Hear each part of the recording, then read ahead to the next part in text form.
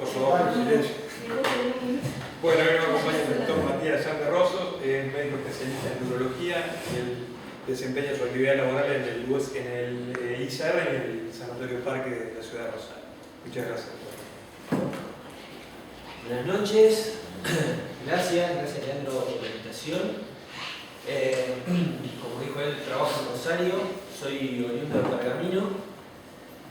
Y un poco le contaba a Leandro cuando me invitó a dar la charla, empecé a armarla, dije, bueno, vamos a hablar de la próstata, algo sencillo, y por ahí le digo, ¿qué quieren saber? Digo, ¿a dónde estoy llevando mi charla? Digo, se la voy a dar a urólogos. Entonces llamé a un amigo clínico y le digo, escuchame, le digo, gordo, tengo que dar una charla en Pergamino para los clínicos. ¿A vos qué te interesaría escuchar? Esto fue hace 10 días. Terminó el mensaje y le digo, gordo, me arruinaste los próximos 10 días que me quedan. Digo, tengo que empezar mi charla de vuelta. Bueno, nada, pero igual es un placer estar acá, encontrarme con amigos, con gente que conozco. Y la idea en realidad es tratar un poco la orientera en lugar de decir qué espero yo del clínico. ¿Qué me serviría a mí que me llegue el paciente que pasó por el clínico? ¿Cómo me serviría a mí que llegue? ¿Y qué es lo que yo pretendo del médico clínico? Al hablar de la próstata, acá, ahí está. Bueno, sabemos que la próstata es una glándula que está ubicada en el retropubis, ¿sí? Por debajo de la vejiga y rodeando la primera porción de la uretra. Cuando tenemos que hablar de la patología prostática, se me ocurre a mí, la patología prostática más frecuente es la hiperplasia de próstata. Y un poco voy a orientar mi charla a la hiperplasia de próstata y después la idea también es que me interrumpan y que tratemos de hacer esto un diálogo como para que les sirva a ustedes. La hiperplasia de próstata es un aumento de la masa glandular debido a un desbalance entre la proliferación celular y la apoptosis celular que se produce dentro de la glándula, predominantemente debido a los andrógenos. Si bien los niveles androgénicos a medida que va pasando la edad van disminuyendo, los niveles de testosterona que se transforman en dihidrotestosterona intraglandular son suficientes como para que se produzca este aumento del tamaño glandular y produzca la hiperplasia. ¿Cómo es que nosotros vemos habitualmente la próstata cuando hacemos un procedimiento endourológico? ¿Qué es lo que pasa? Es esto. Se produce una obstrucción del tracto de salida de la vejiga, que eso después va a llevar a toda la sintomatología, a todo el problema que por ahí les puede traer el paciente a plantear. Generalmente lo que tenemos que saber es que es el tumor benigno más frecuente que tiene el hombre mayor de 50 años. La incidencia aumenta con la edad. La incidencia de la hiperplasia de próstata va a ir aumentando con la edad. Aproximadamente un 50% de los varones mayores de 50 años van a tener hiperplasia de próstata y un 80% de los varones de 80 años van a tener hiperplasia de próstata. Estos son signos histológicos. Que tengan hiperplasia de próstata no se traduce con que tengan síntomas. Muchas veces ustedes pueden ver una ecografía en un paciente que tiene un residuo postmisional, una próstata enorme, sin residuo y sin síntomas. El paciente tiene hiperplasia de próstata, pero no tiene sintomatología, ¿sí? Pero tiene una hiperplasia de próstata. Hay factores predisponentes, al igual que el cáncer de próstata, genéticos, la edad, los andrógenos, como dijimos. Y ahí sí me meto un poco en qué es lo que yo espero como urólogo del clínico. ¿Sí? Cuando viene el paciente, y ustedes acá me pueden ir corrigiendo y diciendo qué es lo que les transmite el paciente a ustedes, yo sé lo que me transmite a mí el paciente, y yo sé cómo recibo el paciente cuando lo ve el clínico. Empezando un poco por el interrogatorio, dijimos que la edad es uno de los factores predisponentes a la hiperplasia de próstata, o sea que es algo importante. A partir de los 50 años, en un paciente que viene con síntomas del tracto urinario inferior, la edad empieza a ser algo importante. En un paciente más joven, por ahí tenemos que viene con síntomas del tracto urinario inferior, vamos a tener que pensar en otra patología, en procesos infecciosos, en estrecheces de uretra, ahí vamos a hablar de los antecedentes, en la medicación que toma, en un paciente añoso que toma antihipertensivos, que está medicado por diuréticos, puede tener síntomas vesicales, ¿sí? Síntomas de urgencia, poliaquiuria, micturia, síntomas de vaciado. Nosotros generalmente los dividimos así, con dificultades para orinar, dificultad para iniciar la micción. es muy frecuente que el paciente les diga, me cuesta orinar a la mañana cuando me levanto, después arranco, una vez que arranco es más fácil. Pasa un poco también en las ecografías, ya después voy a hablar de las ecografías, pero en el paciente que tiene la hiperplasia prostática, vaciar la vejiga cuando está muy llena es más difícil, ¿sí? ¿Por qué? La vejiga es un músculo que se tiene se tiene que vaciar ante un factor de resistencia, y ese músculo empieza a vaciarse y en algún momento se agota y tiene que descansar. Para, el paciente dice, me preparo unos mates, y al rato tengo que volver a ir al baño. El músculo descansó y le transmite, tengo que seguir orinando y terminar de orinar. Y también el otro de los síntomas es la sensación de vaciado incompleto. Esto es un score que está en todas las guías urológicas, es un índice de síntomas prostáticos, y esto lo que hace es tratar de clasificar al paciente urológico con síntomas leves, severos y moderados. Yo creo que prácticamente los urólogos no lo utilizan, sí lo utilizan mucho la gente que está en uroginecología, la gente que trabaja más en incontinencia de orina, todo eso utiliza más estos scores porque les sirve para evaluar más el tratamiento. Yo particularmente no lo utilizo, y básicamente lo que hace la encuesta es en la presencia de los síntomas que vimos anteriormente en los últimos 30 días. ¿Cuántas veces se tuvo que levantar a orinar? ¿Cuántas veces sintió que se quedó con ganas de orinar? Eso da un puntaje y los clasifica, como les dije, leve, moderado y severo. El hecho de que esté clasificado de una manera no hace que el paciente requiera un tratamiento o no, ¿sí? Bien. Con respecto al examen físico, y ahí me parece que por ahí entramos en algunas cuestiones que pueden llegar a generar algo de duda para mí. ¿En qué focalizo el examen físico? En el área suprapúbica.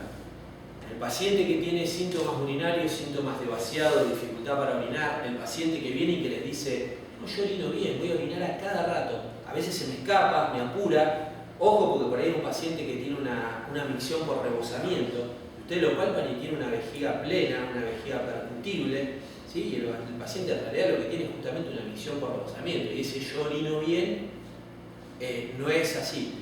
Yo siempre le digo a los pacientes que la patología prostática en general es una patología crónica. El paciente orina mal, pero acostumbrado. O sea, se va acostumbrando. A medida que va pasando el tiempo, el paciente se va acostumbrando. ¿Cuándo se da cuenta el paciente que está orinando mal? ¿Cuando lo medicamos o cuando lo operamos? Cuando empieza con el tratamiento y dice, qué mal que está orinando. Eso suele pasar mucho. La otra es la retención aguda de orina, que es un cuadro mucho más fácil, o sea, doloroso, una vejiga perceptible, palpable, con dolor. Y después muchas veces uno se puede encontrar con una estrechez del meato, que también le puede traer síntomas urinarios, pacientes que son pacientes diabéticos, que pueden hacer balanoprostitis muy recurrentes, a veces pueden presentar una estrechez de meato, por ahí son cosas a tener en cuenta y a evaluar. Pacientes ganiosos que refieren a ardor para orinar y por ahí realmente lo que tienen es una balanoprostitis, una irritación del prepucio, y lo refieren como ardor para orinar, y el síntoma es irritativo porque tiene el prepucio lastimado. Bien, tacto rectal, el clínico. ¿Tiene que hacer el tacto rectal? A mi modo de ver, y por lo que le pregunté al gordo cuando hablé, no, para mí no es necesario. Yo no necesito que el paciente venga con un tacto rectal hecho. No creo que aporte demasiado a la investigación clínica, ¿sí? Si yo le voy a hacer el tacto rectal al paciente, ¿y qué es lo que yo como médico urólogo palpo o busco palpar cuando le hago un tacto rectal a un paciente? La sensibilidad de la próstata. La próstata no es un órgano doloroso. Si toco una próstata que duele, tengo que pensar en un proceso inflamatorio infeccioso. Si toco un órgano pastoso, más muy blando, tengo que pensar en un absceso. Si toco un órgano duro, pétreo, tengo que pensar en un cáncer de próstata, ¿sí? A mí el tacto rectal me va a ayudar al tamaño de la próstata. Si bien tengo elementos para ver el tamaño de la próstata como la ecografía, el tacto es subjetivo porque lo que hago yo y lo que yo toco no va a ser lo que toca ninguno de ustedes. La ecografía es subjetiva porque también depende de un médico que la va a hacer y que ve algo de acuerdo a su experiencia, su sapiencia, de acuerdo a cómo está preparado el paciente. Entonces yo quiero confirmar eso que me dice la ecografía, si tiene una próstata normal, si tiene una próstata aumentada de tamaño. ¿Sí? Un poco eso es lo que yo veo. No creo que sea necesario que el clínico haga un tacto rectal.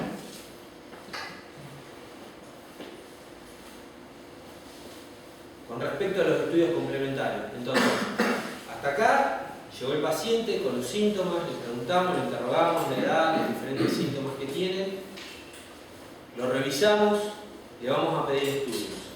¿Sí? ¿Cuáles son los estudios que por ahí yo quiero o son indispensables? Lo mismo, de acuerdo a los síntomas. Un análisis de orina, paciente que tiene síntomas de transmisión inferior, le vamos a pedir un análisis de orina, posiblemente un grupo cultivo para saber si tiene infección. Un laboratorio, estamos hablando de pacientes que a veces son retencionistas crónicos, pueden tener una urea, una creatinina, una insuficiencia renal crónica y la van llevando, o sea, sin demasiados síntomas o no los manifiestan. Un antígeno prostático específico y una ecografía.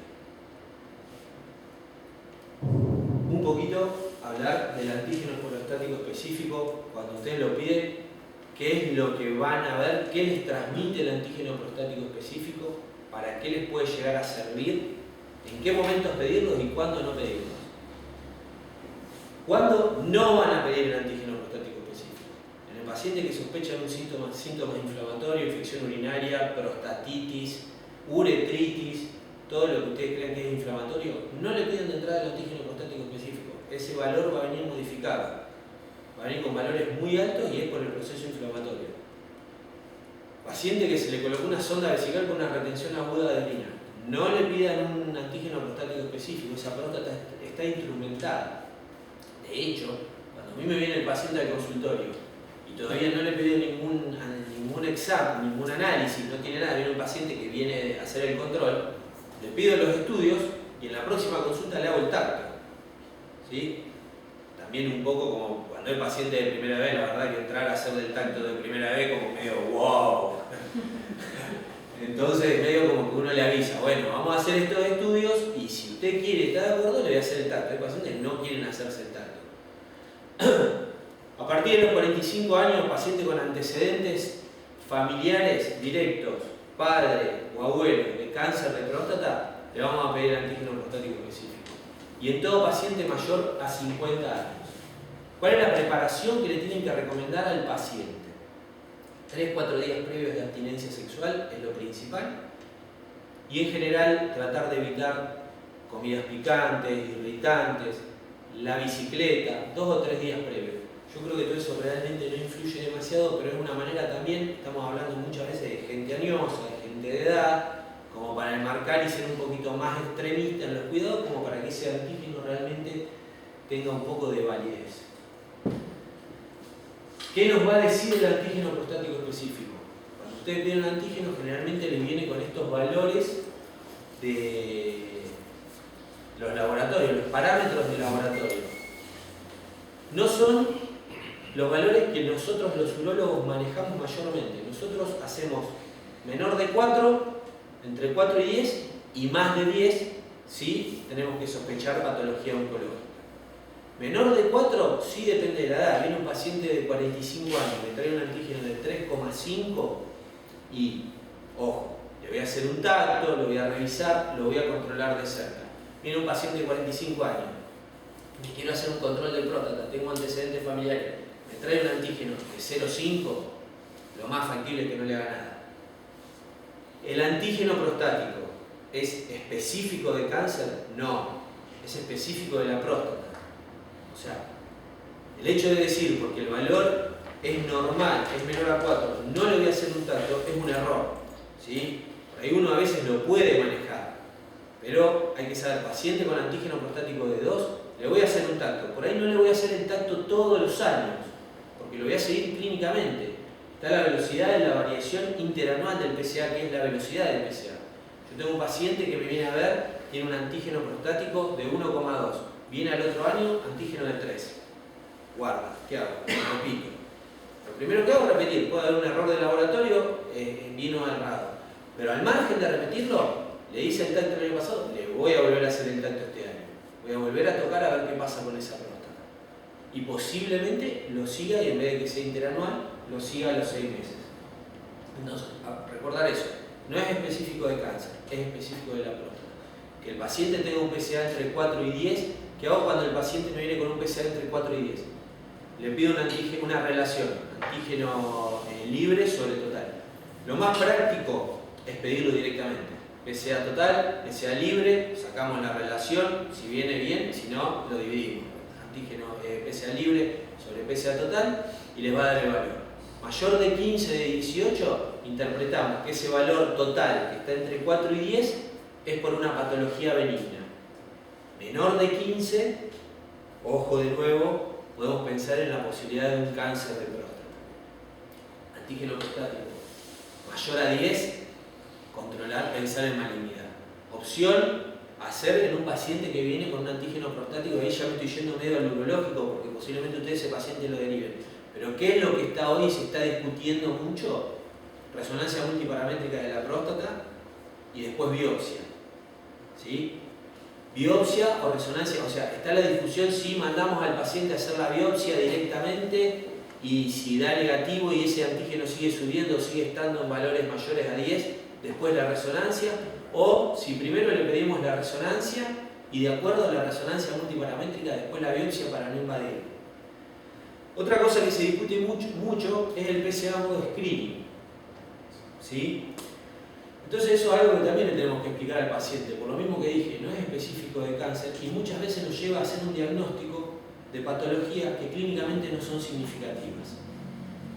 Terminamos diagnosticando y vamos a terminar tratando a un paciente que por ahí, si no le hubiésemos hecho ese diagnóstico, no le hubiésemos complicado la existencia. ¿Sí? Ese cáncer de próstata no iba a afectarlo, no iba a avanzar.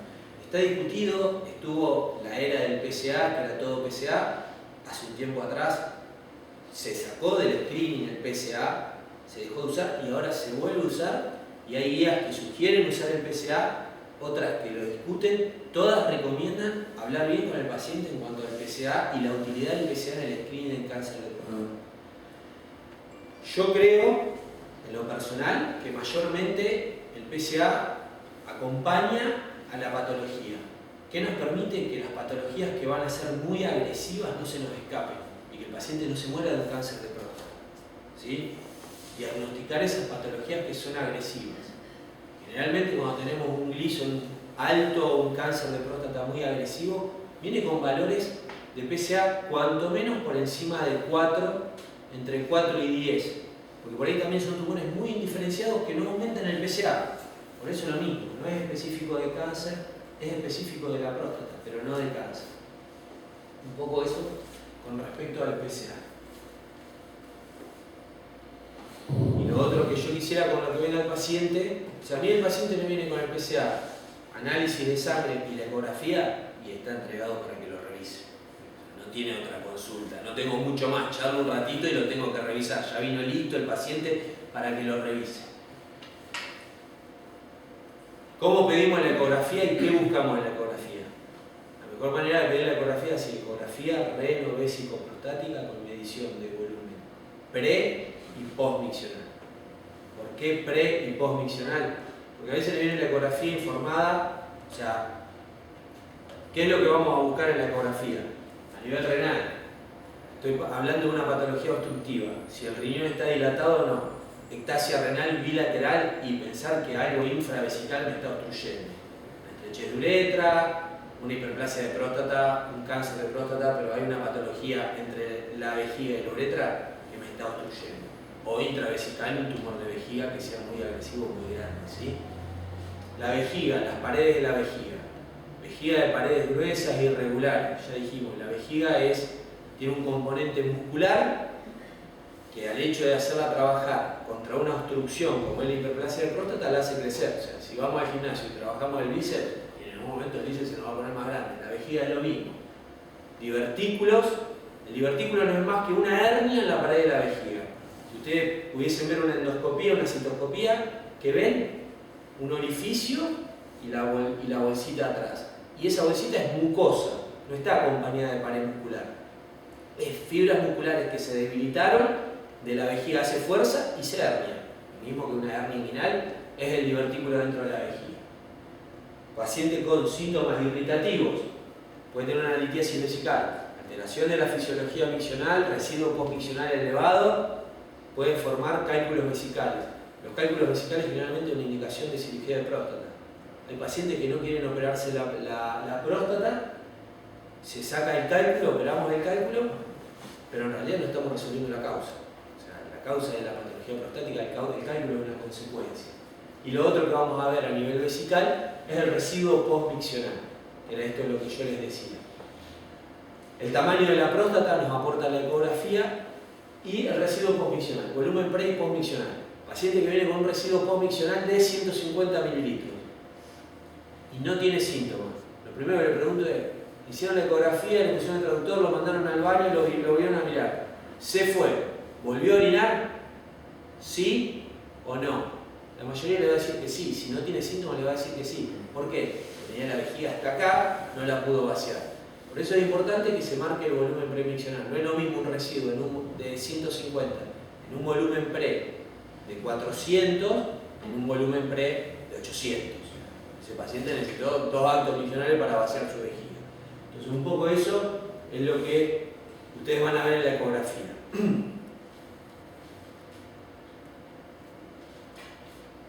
Complicaciones, no sé si les va a llegar a ustedes, puede ser que sí, paciente con hematuria, es una de las causas más frecuentes de hematuria, infección urinaria, la retención de orina, litiasis vesical, un poco de lo que hablamos.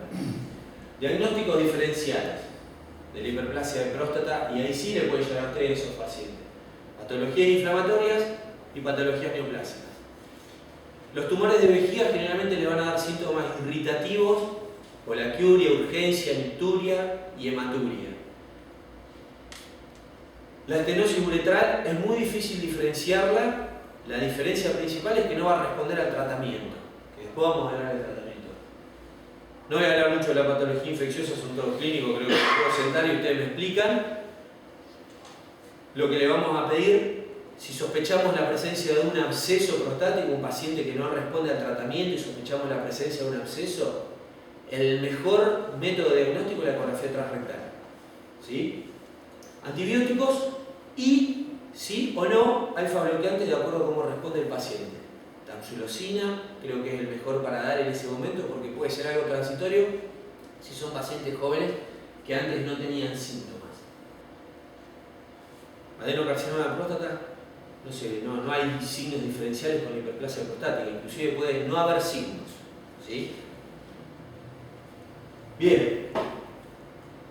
Entonces si quieren que paremos, quieren que sigamos, quieren hacer alguna pregunta con respecto a hasta acá. Perdón, doctor, hasta Sí. ahora todo lo que habló no nombró la flujometría. Bueno, ahí está un poco. No nombré la flujometría. Porque entiendo que no la nombré porque no es lo que yo espero que el clínico me pida, el paciente. Pero Es un estudio, explicarlo. yo se la voy, posiblemente se la indique al paciente. ¿Para cuándo? ¿Para qué? Mayormente en el paciente que para mí es un gris, en el que me genera muchas dudas. Hay pacientes que son muy claros, que son pacientes que generalmente la indico cuando tengo dudas de si voy a llevar al paciente quirófano o no. No para tratar. El paciente que lo trato y que responde, lo interrogo clínicamente y me doy cuenta que el paciente responde. Al paciente que me deja dudas, por ahí le voy a pedir una flujometría.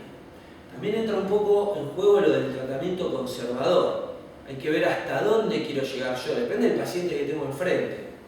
Porque si yo tengo un paciente tratado y que con un tratamiento conservador lo estoy llevando más o menos, le voy a pedir una flujometría, no me va a venir una flujometría buena. O sea, no va a ser buena, lo voy a llevar a quirófano.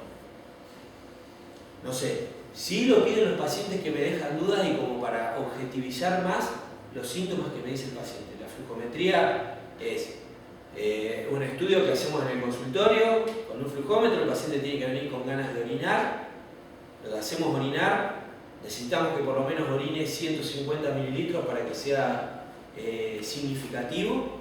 Necesitamos que tenga un flujo mayor a 12-15 mililitros segundos y una curva en campana, es decir, que suba y baje. O sea, el paciente empiece a orinar y termine de orinar. ¿Qué es lo que nosotros vemos en pacientes obstruidos? Cuando van a orinar, sube el flujo, va cortado, orina, o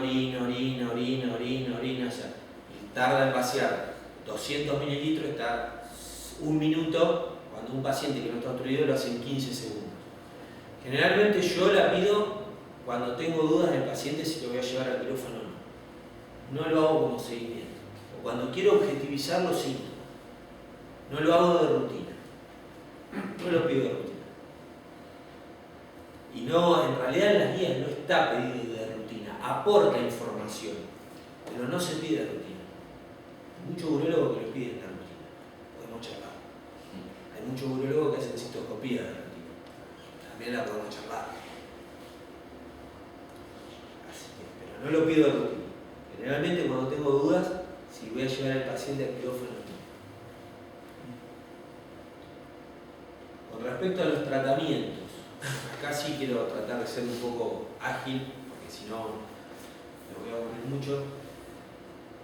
Para definir el tratamiento, tener en cuenta la edad del paciente, las comorbilidades del paciente, la calidad de vida que tiene el paciente, cómo lleva su sintomatología, y en base a eso vamos a elegir si es un tratamiento conservador o farmacológico, en el caso del clínico, ¿sí?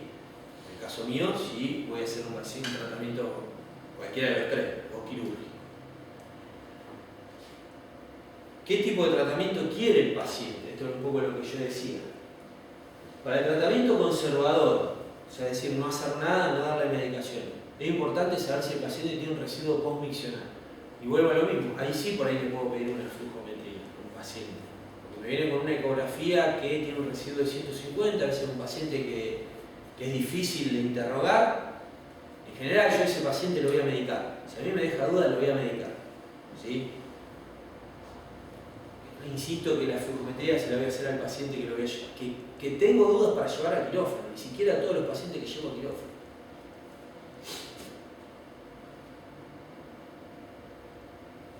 En el tratamiento conservador, ¿qué es lo más importante? La educación del paciente, darle consejos. El paciente viene con síntomas urinarios que uno considera que son leves y no alteran mucho su calidad de vida. Disminuir la ingesta de alcohol, café, la cantidad de líquido antes de acostarse a dormir, disminuir la cantidad de líquido antes de salir de la casa, tratar de evitar los periodos largos o prolongados de retención de orina, por lo mismo que dijimos, el paciente cuando se levanta le cuesta orinar porque tuvo un periodo más largo de retención, que trate de evitarlo, que trate de reeducar la vejiga al paciente que tiene síntomas de llenado. Es decir, ¿qué quiere decir tratar de reeducar la vejiga? Bueno, te orinaste, tenés ganas de orinar a la media hora y ponete a hacer otra cosa un ratito, aguantá un poquito más y estiralo hasta 1 hora. O sea, tratar de reeducar la vejiga como para que esos síntomas de llenado no sean tan molestos y no sea necesario darle medicación al paciente. Adecuar los horarios de ciertos medicamentos. Hay pacientes que toman hipertensivos con diuréticos y lo toman antes de acostarse a dormir, y dicen que no pueden dormir. Entonces decir, bueno, vamos a hablar con el cardiólogo y a ver si le podemos modificar el diurético y dárselo a la mañana. A nadie nos molesta ir al baño cuando estamos despiertos, a todos nos molesta ir al baño cuando estamos dormidos. Un poco, esto sería lo que tendríamos que orientar al paciente para el tratamiento conservador. Con respecto a los fármacos que tienen usted al alcance, lo podemos dividir en lo mismo que dijimos los síntomas. Fármacos para los síntomas obstructivos, fármacos para los síntomas de desllenado y ahora tenemos los tratamientos combinados. ¿Sí? Síntomas obstructivos, alfa bloqueantes, inhibidores de la 5-alfa reductasa y los inhibidores de la 5-fosfodiesterasa. No me voy a detener mucho acá. Los más importantes para mí, o los que más se pueden usar, terazocina, tamsulosina y silodosina. ¿Sí? La tamsu y la silodosina más selectivos, con menos efectos adversos.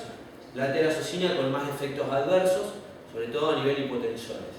Fundamental, después lo voy a decir, tabular la terazocina. La terazocina viene en muestras de 2, 5 y 10 miligramos.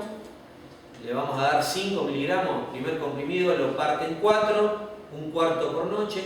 Segundo comprimido lo parte a la mitad por noche. Si el paciente toleró bien, no tuvo signos de hipotensión, pasamos a los 5 miligramos por noche y vamos a tabular.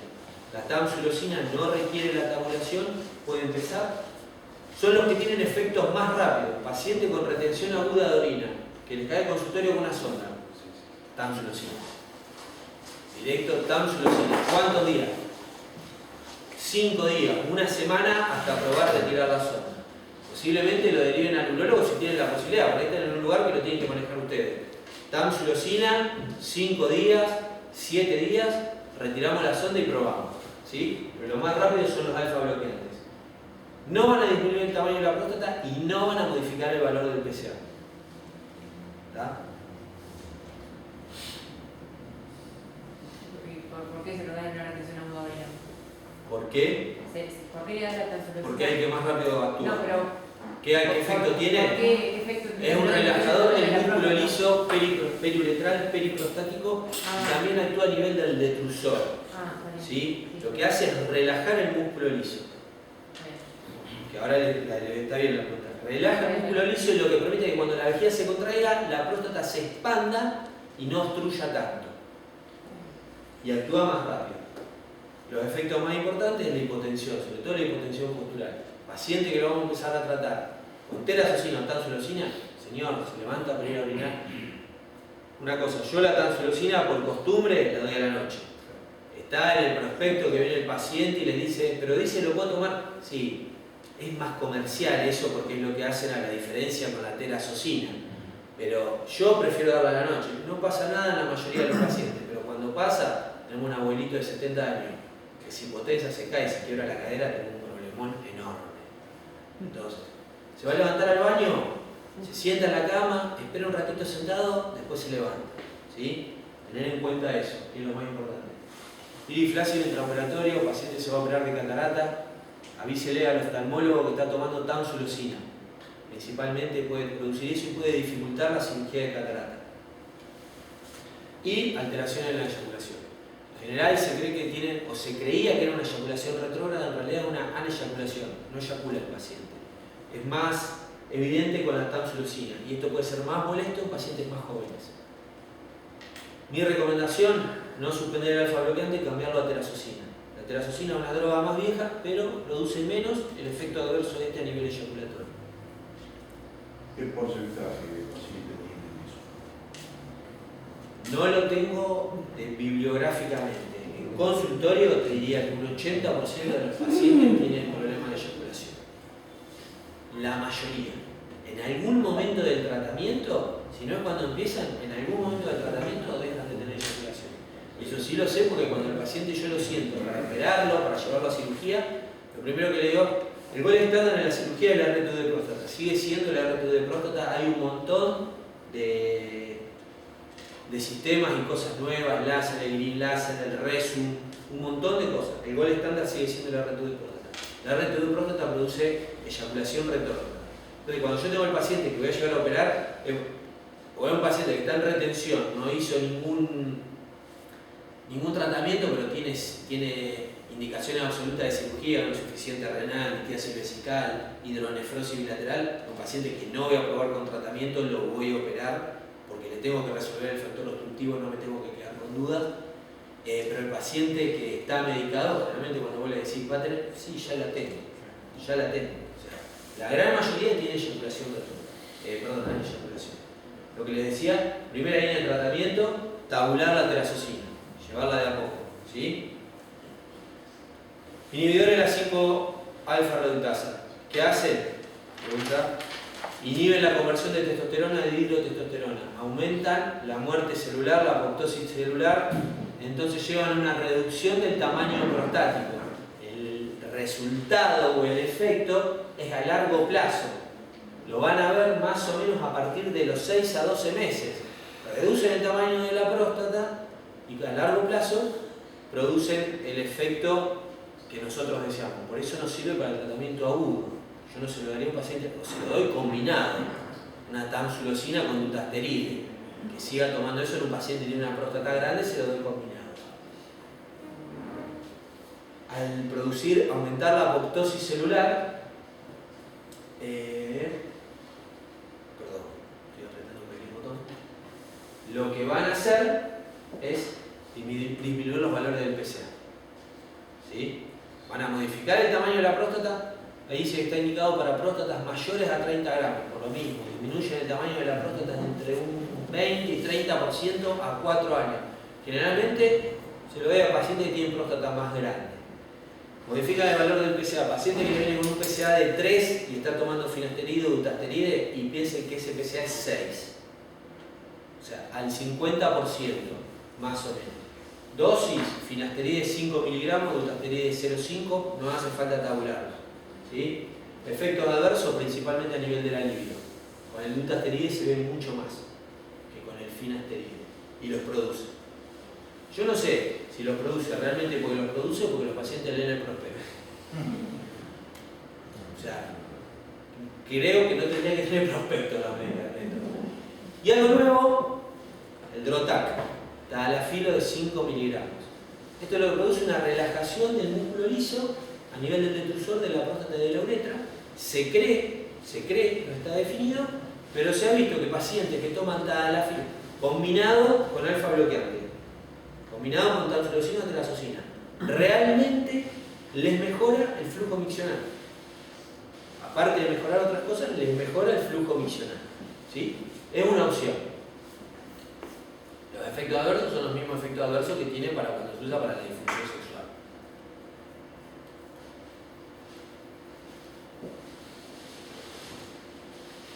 Paciente con síntomas de llenado, anticolinérgico, oxibutinina, tolterodina, darifenacina, solifenacina. ¿Sí? Los que más usamos nosotros son la solifenacina y la darifenacina. El que no puse acá es el cloruro de tropio. No lo usé nunca jamás. El otro día me llegó un paciente de los neurólogos medicado con cloruro de tropio. ¿Cuál es la ventaja del cloruro de tropio? No atraviesa la barrera hematoencefálica. No produce síntomas adversos que los pacientes añosos a veces le producen alucinaciones y trastornos cognitivos serios y feos. O sea, tener cuidado con eso. El paciente que viene medicado con patologías neurológicas y eso, ojo con estos medicamentos porque pueden producir esos síntomas, sobre todo la oxibutinina. La oxibutinina es la que genera los terrores nocturnos en los niños. Y esto para disminuir todo lo que es la urgencia, la nicturia, la polaturia. También ahora se están dando combinados con la transfusión. El otro que salió hace relativamente poco tiempo es el Miragrelor, que es un agonista beta 3, produce lo mismo, pero no tendría los efectos adversos, los trastornos cognitivos. Este no está combinado con ninguna droga, se puede dar por separado, los otros también se dan por separado. Cuando vienen en tratamientos combinados, vienen con dosis ya tabuladas. La solifenacina, la dosis de la solifenacina es de 5, 10 y 15 miligramos. La tamsulosina de 0,4. En esta preparación la solifenacina viene de 0,6, ¿sí? Y acá la tamsulosina de dutasteride viene de 0,4, 0,5. Son opciones de tratamiento combinado de acuerdo a la sintomatología que tenga el paciente. Un poquito para cerrar, que es lo que yo me gustaría que a ustedes les quede de lo que les dije. La hiperplasia prostática es la patología más frecuente en el varón a partir de los 50 años. Va a presentar síntomas de llenado y de vaciado. El examen físico principalmente no es fácil descartar una retención aguda de orina, a veces es más complejo descartar una retención, un paciente retencionista, una micción por rebosamiento, a veces hay abdómenes que son muy difíciles de evaluar, nos cuesta a nosotros, ¿sí? Yo alguna vez he puesto una sonda para ver si el paciente tiene residuo o no. Estudios complementarios, ecografía reno-vesico-prostática con medición de volumen pre y post-miccional, PSA, valores menos de 4, entre 4 y 10, pedimos relación de PSA libre sobre PSA total, mayor de 10, descartar patología neoplásica, adenocarcinoma de próstata o una patología inflamatoria. ¿Sí? Los diagnósticos diferencial, la estrechez de uretra no mejora con la medicación, es algo anatómico. En el interrogatorio preguntarle a veces al paciente si tiene antecedentes de colocación de sonda vesical, a veces tuvieron un accidente de joven, le pusieron una sonda vesical y después de eso el paciente le dice, sí, después de que me pusieron la sonda yo empecé a orinar mal, o sea, es un antecedente importante. Y el alfa bloqueante sería la primera línea de tratamiento. Eso es todo.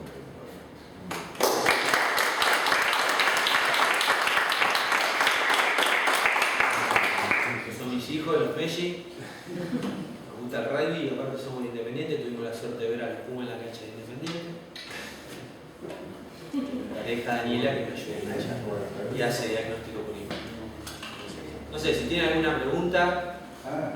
Sí, Matías, quiero preguntar, ¿qué porcentaje de residuo convencional vos por ahí evaluás como para considerar operar a un paciente? A ver, está determinado que el 10% es, o sea, mayor al 10% es patológico. Yo no manejamos el porcentaje. Generalmente empiezo a abrir los ojos en un residuo mayor a 100 y vuelvo a lo mismo.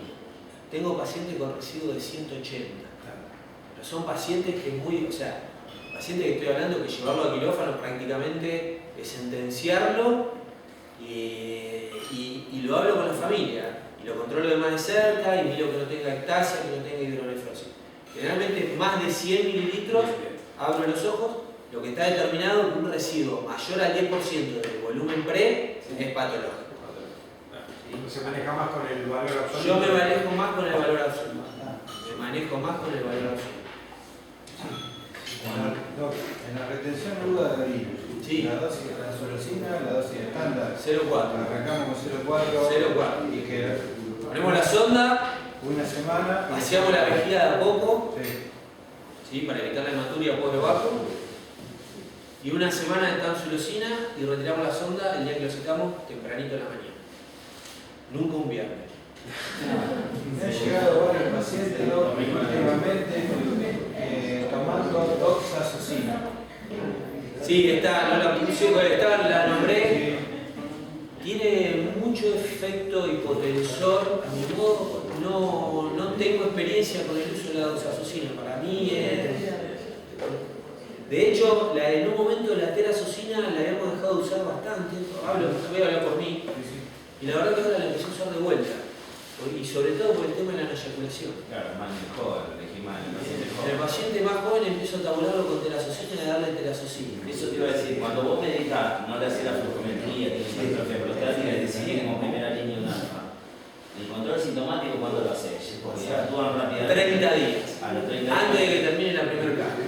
En cambio, si medicás con tu tartelide, vos lo dejás correr más al paciente. Si yo medico, es raro que medique solamente con dutasteride. Es raro. ¿Sí? ¿Qué usa la nación María? ¿La MNA o no? Sí, hay un problema con el dutasteride. No lo cubren las obras sociales. La mayoría de las obras sociales no lo cubren. Es un problema. Acá hay OMA, no sé, allá hay AMO. Sí. Pami solo sí lo cubre. Combinado no. Bueno. Sí, yo allá con PAMI no trabajo. Entonces eso no lo sé. Pero por ejemplo, IAPOS, que sería el idioma de acá, no lo cubre. Y no cubre medicaciones combinadas. O sea, pero sí, generalmente cuando lo doy con combinado, lo trato de dar en próstatas grandes, mayores a 80 gramos, veo buenos resultados a largo plazo y lo que se ve la modificación es relativo, dice que disminuye el riesgo de sangrado, produce atrofia celular, atrofia de la próstata, disminuye el sangrado, cuando yo sé que un paciente tiene altas chances de ir al quirófano. O por ejemplo, tengo un paciente que lo tengo medicado, retención aguda de orina, lo voy a operar, está tomando tamsulosina y finasteride por separado. Te voy a operar, está con sonda, suspender la tamsulosina, no me suspenda el finasteride. Lo llevo al quirófano tomando el finasteride porque sí me mejora a nivel quirúrgico el tema del sangrado intraoperatorio. Si vos haces otra pregunta. Sí. Vos le haces una ecografía, una PSA. Sí. Un tacto rectal que te parece que es un cáncer de próstata. Sí. Después le haces esa tomografía cognitiva. La resonancia multiparamétrica. Eso, resonancia multiparamétrica. Sí, a veces. También depende. Si estoy seguro que un cáncer Ya le toco un seguro nódulo, yo. le hago una biopsia. Sí. Es una biopsia. Si tengo un PSA de 12, por ejemplo, paciente de 70 años. Yo trabajo en el Instituto Cardiovascular en Rosario, tengo muchos pacientes con doble antiagregación, antecedentes cardiológicos, stent, muchos pacientes antiagregados, ¿sí? Entonces, le voy a hacer una biopsia, le tengo que suspender la antiagregación, tengo que hablar con el hematólogo, tengo que hablar con el cardiólogo, paciente con mucha comorbilidad y capaz que le hago la resonancia multiparamétrica. La resonancia tiene muy buena sensibilidad. Bueno, pero no necesitas la biopsia y podés ya me ayuda a descartar, me ayuda a controlarlo más tranquilo, a evitar la biopsia. Está bien, puede hacer un tratamiento sin hacer todo eso. ¿Sí? Sin hacer la biopsia. Sí. Sí, el paciente que viene con síntomas, que tiene síntomas, lo trato. O sea, no me importa si tiene PSA de 15 y si a futuro va a ser un cáncer de próstata. El paciente que tiene síntomas, yo lo trato. Tansulosina, dutasteride. No, yo hablo de otro tratamiento, como más... ¿Para el cáncer? Sí. No, para el cáncer necesita diagnóstico. Sí o sí es No, una... necesita diagnóstico. Ahí sí no hay obra social que te autorice la amputación si no tenés la biopsia. listo. O sea, si yo sospecho que tiene un cáncer, le hago la... Sí, como en los otros Lo mismo. cánceres. Lo mismo. No, necesita la biopsia. No, hay pacientes que no se salvan de la biopsia. Es viable que nosotros, los clínicos, digamos, ya una vez que tenemos la ecografía, el laboratorio, el paciente con síntomas, ya darle el alfa bloqueante y sí, ahí mandarlo al urólogo que salga con el alfa bloqueante sin problema. Totalmente. Totalmente. Si vos tenés... De hecho, a ver, y esto lo manejo yo, pero bueno, yo veo en el consultorio el 60% de los pacientes prostáticos, ¿sí? Que por ahí usted no. Pero vos lo vi en el paciente con síntomas. A ver, vos tenés duda que tiene una infección urinaria, te quedan dudas. ¿Vos le va a pedir el urocultivo? ¿Le va a dar antibiótico? No le dan. Si yo pienso en la que tengo urinaria, le pido el cultivo, que tomar la muestra y mañana empezar a tomar. Ahí está. Bueno, lo hacemos empírico. Si vos pensás que tiene una patología de próstata y no esperás la ecografía, le da el alfa bloqueante, antes de la ecografía. Lo peor que te puede pasar es que no le haga nada, que no le modifique. O sea, por ahí te viene con la ecografía y en realidad tiene un tumor de vejiga. Bueno, le diagnosticaste el pólipo de vejiga, vaya al urólogo y suspenda la medicación. Le mejoraste los síntomas, vino con la ecografía PSA, bueno, perfecto. Que lo controle el urólogo. ¿Por qué? A ver, ¿y por qué? Porque hay que hacer un tacto. Por más que tenga un PSA normal, hay que hacer un tacto. Hoy hablaba, yo no sé si lo conocen, con Julio Bragagnolo, que es un urólogo allá de Rosario, bastante más grande. Y él me contaba, un paciente de 45 años, PSA de 0,7. Se murió de un cáncer de próstata en un año. Lo trató, tenía una piedra. No es lo más frecuente, pero hay que hacer un tacto. Hay que hacer un tacto. Siempre hay que hacer un tacto.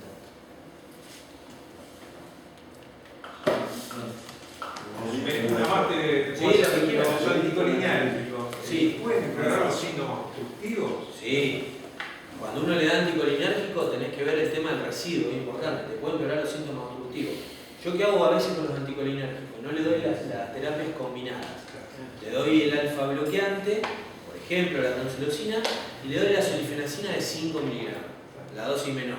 Entonces le digo, bueno, empezá tomándola, el anticolinérgico tiene cierto retardo en empezar a hacer efecto. Entonces le digo, empezá tomándola los primeros 15 días, todos los días de la mañana. Si llegás a notar que los síntomas que te generan más dificultad, los suspendés. Si mejorás, la tomás día por medio. Y quedás con el alfa bloqueante todos los días y el anticolinérgico día por medio, porque te puede empeorar el tema de la sintomatología obstructiva. O sea, el anticolinérgico te deprime la vejiga, que es el músculo que vos tenés contra el factor obstructivo que estás tratando.